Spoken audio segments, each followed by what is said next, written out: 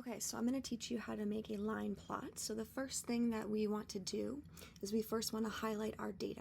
So we want the phenotype frequency data, and we just want to make sure we're highlighting the numbers only, not the words phenotype frequency. So here I am just highlighting the numbers only. And once I've had these numbers highlighted, I'm then going to go up to Insert, and then I'm going to come over to where all the graphs are. And I'm going to click on the line plot area. Now you'll see this one says line, but there's some other options as well, such as stacked line and line with markers, etc., but I don't want those. I just want the line only version. So I click that, and then this graph is going to be inserted. Okay, now there's some things we need to do. So if you notice, first of all, our x-axis is not labeled appropriately. So I do need to label this x-axis appropriately. So what I will do is I'm first of all, well, this axis needs to be labeled as the population. So that's P1, P1 survivors, F1, etc. So to do this, we are going to go up to Select Data. And where it says Horizontal Category Axis Labels, we click this button right here. And then we highlight the P1 survivors. This column is what we're going to highlight. Then you can either hit Enter on your keyboard or you hit this button. Then we hit OK. And you'll see now our x-axis has changed to be labeled appropriately. The next thing we need to do is change our legend to be also labeled appropriately. Okay, it can't just say Series 1 and Series 2. But first we need to figure out what is Series 1 and Series 2. So I'm going to click the blue line, and we see the blue line is the white phenotype frequency. So I'm going to go up to Select Data, click on Series 1, and under Name, I'm going to call, we see that Series 1 is the blue line, okay? And that's white phenotype frequency. So under Name, I'm going to type in white phenotype frequency. And then I'll hit OK. So now that's changed.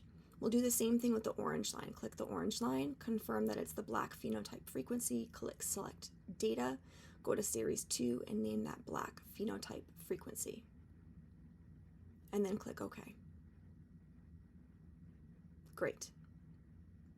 Okay, but now there's some more things we need to do this graph to make it look better. So we need to get rid of this title. So highlight the title and click Delete.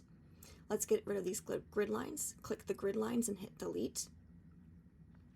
Now, we need to add some axes legends. So let's go down to axes titles and click Primary Horizontal.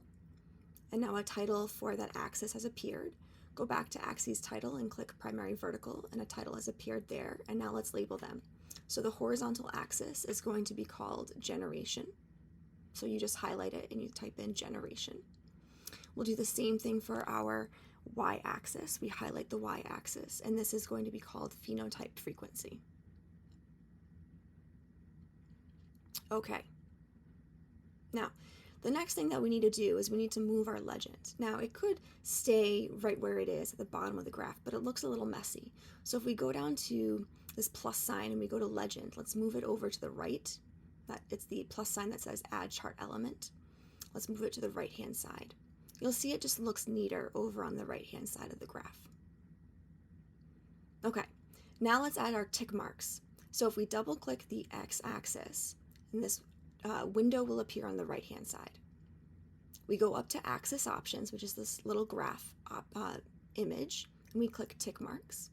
Under Major Type, you want to click Inside. And then if we go back to the graph, you see that these tick marks have appeared now on the inside of the graph. Let's do the same with our y-axis. Double-click the y-axis.